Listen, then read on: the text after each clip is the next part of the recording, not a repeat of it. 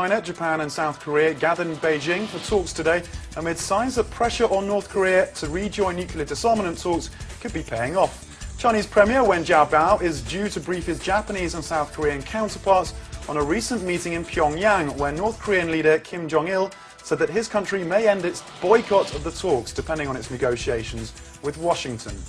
The European Union is gearing up to extend controversial anti-dumping duties on Chinese leather shoes, risking a renewed trade war with China. Xinhua news agency reports that Italy and Spain are pushing the European Commission to extend the duties on Chinese shoes, which have been levied since October 2006. The EU slapped on duties of up to 16.5% on imports of Chinese leather shoes in a decision that has split the EU and created friction with China.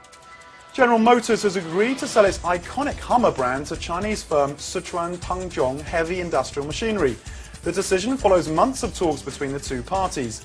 The price of the deal has yet to be announced. GM is in the process of selling and winding up a number of brands as it looks to reorganize after emerging from bankruptcy protection in July. Under the terms of the Hummer deal, Tongzhong will take an 80% stake in Hummer, with the remaining 20% stake going to Hong Kong entrepreneur Suolong Duoji.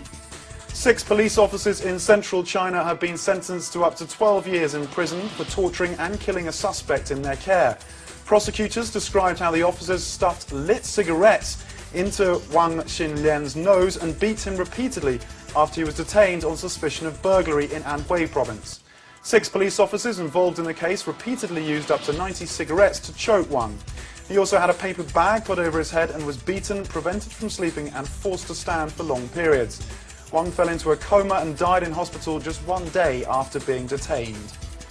Media mogul Rupert Murdoch is among 300 global media professionals attending the inaugural World Media Summit in Beijing.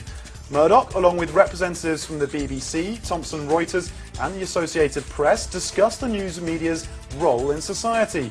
Chinese President Hu Jintao also gave a speech calling for all media to push forward peace and development. The inaugural summit is being organised by China's state-run Xinhua news agency. Taiwan's High Court has upheld its earlier decision to keep former leader Chen Shui-bian in detention after the Supreme Court ordered it to hold a hearing on the matter. The Supreme Court had questioned the High Court's contention 2 weeks ago that Chen posed a flight risk while he appeals his life sentence on graft charges. Chen was convicted last month of embezzling $3.15 million from a special government fund, receiving bribes worth at least $9 million and laundering some of the money through Swiss bank accounts. He has been detained in a suburban Taipei jail since December and is the first former Taiwanese leader to be put on trial. And those are the latest headlines. Now for more stories.